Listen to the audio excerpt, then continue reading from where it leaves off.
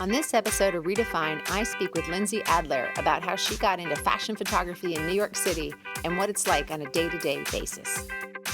Adorama TV presents the reDefine Show with Tamara Lackey, where she talks with creatives who make it all work, bringing their best creative and business tips to you, along with fresh ideas and equipment favorites.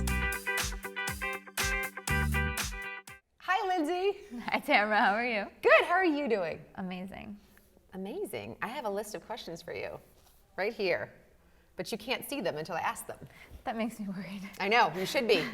So you started your business at age 15 on purpose, and you've stuck with it.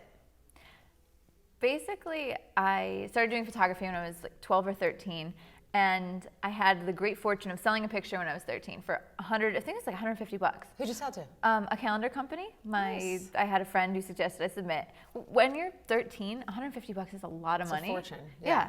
So I was thinking, if I want to do this, why not make money from it? Because then it can be my career, and I don't have to work to make money to do what I love. I can do what I love and have it make me money. Genius. So my mom was a hobbyist photographer, and my dad was in business. And so I basically said at 15, Mom and Dad, I want to start a business, help me out. And so they, helped me with paperwork and whatnot. And then I started taking portraits of upperclassmen, and so like senior portraits. And so that's when it started. So how about breaking into fashion in New York City, which is not an easy thing to break into? How exactly did you do it? Like exactly. Okay. Don't leave out a step. All right, here we go. I don't want to discourage people by saying it's who you know, because it's not who you know, like who you see, kind of who you know, like not that kind of thing. It's who you know, who you make yourself known to. What ended up working for me is I did the marketing, I did the cold calling, but the who you know part, I did some editorial shoots where I reached out to a wardrobe stylist, and she had a company that styles celebrities, athletes, and musicians. And so I worked with her for fun stuff, and then as her business grew, she needed photographers to photograph professional athletes and for album covers. And because she trusted me and enjoyed working with me, she would always bring me on board. And so as her business grew, as her clients became bigger, so did mine. You meet this client, they can introduce you to others. Sure, yeah. And so it's not who you know, who your family knows in that way, it's who you make yourself known to. And so she was kind of my key, knowing that when I was able to move to the city, when I was finally, had enough money saved, had enough contacts, because I knew her and she had kind of helped me build my network. Excellent. So it really is about people. So it started, basically it was the intention to build a relationship that was mutually beneficial. Right. And it's knowing, it's also knowing, okay, what kind of team do I need? I need good hair and makeup, so when anybody calls me, that same day, I'm ready to go. Right. I can have a team. And the wardrobe stylist so that I can put it together. So it's basically, who's my team? So when that client's ready, I can present my team what I have to offer, and then we can work together for the final product. So what was the first job that you had that you were like, oh my God, this is actually working? Like, this is actually happening?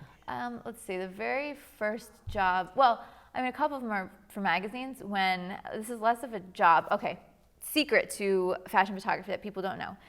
Did you know that in most, like 99% of cases, those editorials, like say, in the back of Vogue, 8, 10, 12 pages, they pay basically nothing. Like 8 to 12 images that will appear in the back, and it's treated as an advertisement for yourself. So they will give you a budget, and for hair and makeup wardrobe, if you want to go on location, but they don't pay you. Interesting. So that's kind of a whole other side note. Right. So like if you look in the back of Vogue, they maybe got paid $300, $400. For me, it was when I started doing big productions where, I'm sitting back looking at my set. I have hair and assistant, makeup and assistant, 2 models, wardrobe and assistant, a whole lineup of like $200,000 worth of clothes. I have my 3 assistants, and I'm like, I'm managing like 15, 20 people on a shoot for me for a magazine that this is going to be published on newsstands that you can find anywhere in the country. When my grandma calls me up next week and said, I picked up your magazine at Barnes & Noble, that's kind of the feeling of like, that's your success. But but some of those big, amazing things are rewarding in one way and not another. Sure. Like financially. Not, like that, the whole money way. Yeah. So as far as financially, it's going to be the commercial. Actually, I kind of have this scale. In general, the cooler it is, the less it pays. Yeah. The more boring it is, the more it pays. So like commercial jobs where you're shooting a girl in clothes, kind of smiling on a white background, But if it's for a big campaign or a big catalog, it pays you a lot. Yeah. Versus the really, really creative, high-end fashion editorial with crazy hair, makeup, wardrobe, it usually pays almost nothing. So it's this weird, kind of continuum. Well, and what's really interesting about that is the amount of people I talk to, regardless of profession. So in all different, like musician or actor or this or that, the amount of people who say, they're all kind of saying the same thing, which is those people with the dream jobs. It's you can have it all, just not all at the same time. You have to do this, and then you get your fill here, and then get your money here, and get your this here. And it's a really, really prevalent theme that I don't think many people are conscious of. Right. So my example is when I first started off to kind of pay my way, even like through college, supporting myself, I photographed 1 by 1 inch pieces of tile. Tile, macro, like 10,000. I got paid a very good hourly rate, and I got paid for licensing and usage of these images. So tell us about the shipwreck. So I was asked by this men's fashion label. It's called Asher Levine. And what they do is every single year for Fashion Week, which is coming up, they start their runway show with a fashion film to set the mood for that year's collection. And so they had seen a couple of the fashion films that I've done, and they reached out to me and said, we'd love you to shoot this film.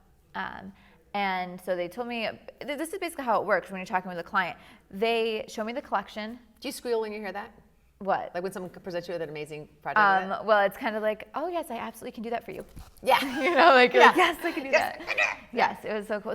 So they're saying, okay, we want you to shoot this video. It'll be like a minute and a half. It's going to start the runway show. It's in front of thousands of people at this event. I'm really excited. And they're like, the actual runway show is going to be at a pier, one of the piers in New York. So if you can integrate what our collection looks like with something nautical, that'd be awesome. And then they leave it at that. And so this is what my job is as a creative. They give me some direction and then expect me to be brilliantly creative. Yes. You know what I mean? Which is awesome. So what I did is I searched online and I discovered a shipwreck off of New York City, from where they take, it's basically a junkyard where they take old ships and leave it there. And so I went down there and I scattered it out and I climbed up over fences and around and through things. And it's this, these gorgeous ships, sunken on the edge of the water. What is the gist of the actual film? Okay, so I'm a very normal person-ish. If you saw my fashion film-ish, right? It's like if you saw my fashion film last year, it was also really crazy and wacky. The one from WPPI. Same kind of idea. Basically, you see this creature coming out of the depths of the shipwreck. And he explores his domain, and it's all creepy, and it's zooming in and out, and it's him peeking around corners, and then eventually comes on land. So maybe he was born of the sea, he comes out from the shipwreck, and then he comes to get you. You know what I mean? It's up to your interpretation. End it how you want to. End it how you want to. You should have alternate endings. That'd be cool. That would be those cool. books? Yeah. Make your own ending? Yeah. I like those. It could be really kind of like a DVD where you just pick every end? It's really, it's nice for fashion photography, because you don't need to have narrative and you don't need to make sense. End of story. You don't need to make sense. So it's just great. So it's just pure imagination. It's meant to be, the community that's watching these things is more artistic. So you're meant to say, leave it up to your own creative minds to read into it. Not that it's an easy out, but it's nice. So the wackier it is, the more it's likely to be labeled as brilliant. Absolutely. When I show in the fashion world, these videos are like, that is brilliant, that's absolutely, and then other people, when I show events like these, they're like, okay. Yeah. They're like, cool, it was pretty, what did it mean? And I'm like, what did it mean to you? Yeah, exactly. So the director photography, do you have a preference? Do you like one better than the other? You like doing both? So I prefer director, although it's very weird when you're not touching the camera. When you're directing, typically you're not actually touching the camera, you're telling what other people to do. But when I'm on a really big set, we're working with, giant studio lights, like the 10Ks and just massive lights. It's really nice when you have the massive screen and you sit there and you say what you need, that highlight, one stop brighter, and you're telling them what to do, and then look, it's happening on your screen. I know. But I will say, when it's not working, this was nice to just be able to take over the reins. That's for this fashion film I did, very small set. I did everything with the camera, and then I knew it was exactly how I wanted it. So it's that weird. I think a lot of photographers don't like giving up anything. Yeah. But you also know, on a big set, everybody has their job. So It totally depends, and it depends on how much money's in it to hire lots of people to do stuff. When you see people give up that control consciously, it does seem to be when they rise. And all that being said, I'm not saying to anybody out there that you need to have a huge set with a huge team. Like, I've done some of my best work that was me, a model, and hair and makeup. I mean, 3 people. Right. And that's totally fine. All right, so I want to go to the flash round with you. Okay, I'm ready. Ready? So rapid fire questions. Okay. Top of mind. Okay. No thinking. Okay. All right. We'll start out easy. Okay. Canon, Nikon, Sony, Pentax. Canon. Boom. Tripod, monopod, sometimes none or either. None. None. Ever? I will, well, obviously for video, use a tripod, and then if I'm doing something where it's going to be multiple exposures, I do that a lot. I'll combine multiple shots of the model in the same scene. Then I'll be on a tripod. Okay. I have a follow-up question, but I'll come back to that. Okay. Piece of equipment you most love. 8514. Piece of equipment you pull out just to impress a client. Tethering. Just Tethering. tethering. To be able to show them. Like, just Piece of equipment that is the most obscure thing that you use. brown color Pico spot projection. Boom. 2. It projects basically patterns on the face or wherever you want it to. So it's really cool for making interesting lighting and patterns. Yes, and that is obscure. Yeah, it's very obscure. What you most want to get next in terms of a piece of equipment? Oh, geez, that was it's like a lot. Most what I want in a piece of equipment, I want some HMI lights to do more video. Softbox or umbrella? Softbox. Constant or strobes? Strobes. Flash, no flash? Both. When they have I'm using them when they're appropriate. When appropriate. I use flash. Don't be inappropriate with your flash. Exactly. I use flash in studio, and when I'm on location, I try to just do natural light. Okay, you did very well with that, by the way. Excellent. Well done. Excellent. Let's go back to the tripod.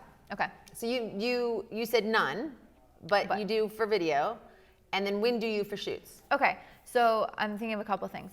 Jewelry campaigns. Have you seen the ones, I think De Beers had some ads where they'll have like a model and she has a ring on her finger, and she's kind of in the shadowy, dramatic light, but the ring is perfectly illuminated. Right. What I'll do is I'll have 2 lighting setups on set when I shoot that, and I'll shoot one lit for the model, and then we basically flip a switch, and it switches over to the other light for the ring, and then you can composite them. Right. So that might be an example. And then when I'm on location, sometimes I'll have a model like 2 or 3 times in one scene, so it's creepy and it's like, it's I don't know, I could get all artistic and say what it symbolizes, whatever. What does it symbolize? I mean, the duality that you have within yourself. It's The shadow and the light. exactly. So you can do that. And so I'll put it on a tripod. I'll have the model, I'll shoot her in this end of the scene, have her switch her outfit, go to the other end of the whatever the set was, and then composite those together. Things like that. How much are you in Photoshop? Interesting question.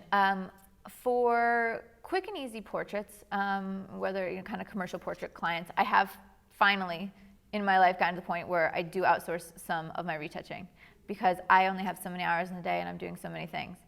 But that being said, I still do 75 to 80% of my own retouching. And for any fashion editorials or anything creative, whenever you look at it and you go, wow, that's really creative, I retouched it. When I shoot an editorial, for usually how I figured out is 1 day of shooting equals 1 day of retouching, 1 full day of retouching. Got it. So I might shoot 3,000 images in a day for a fashion editorial.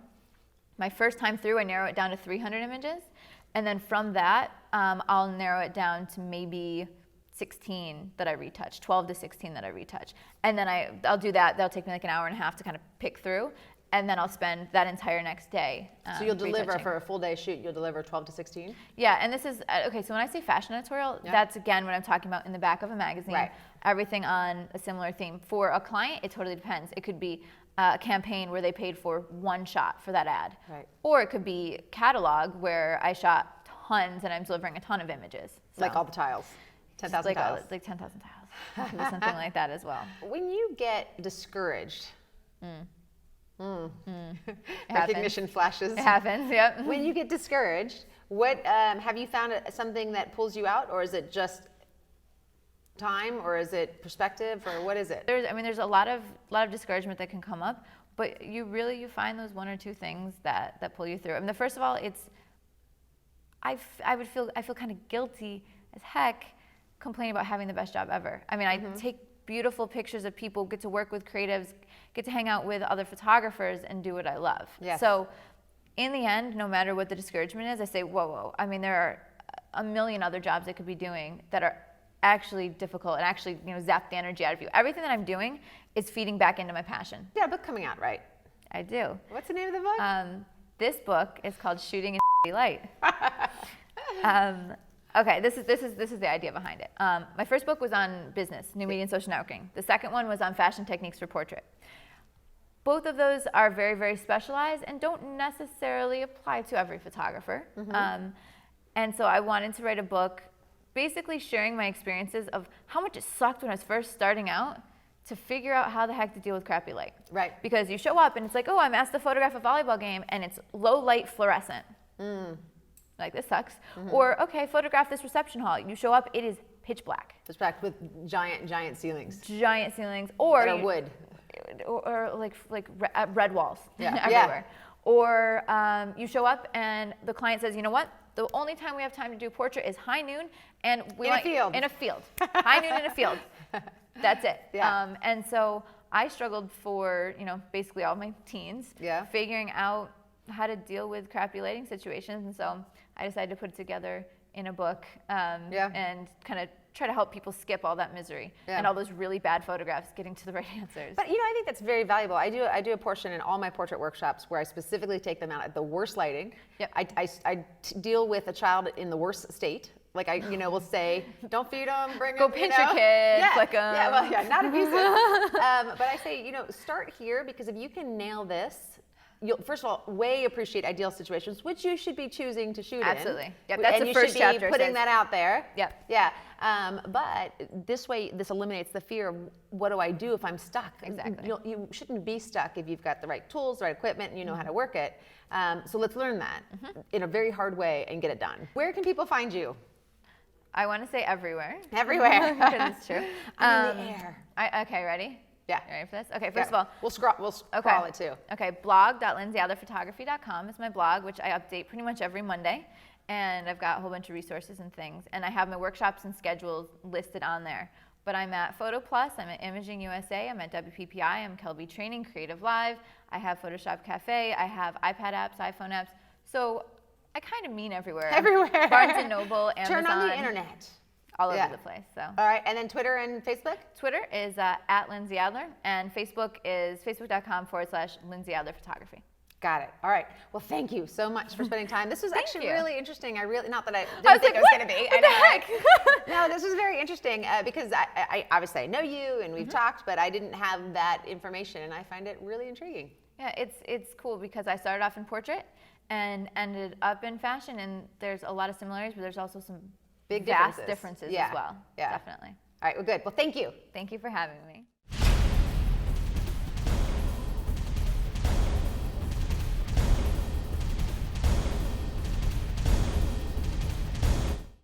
Adorama TV is brought to you by Adorama, your best source for the equipment and knowledge you need.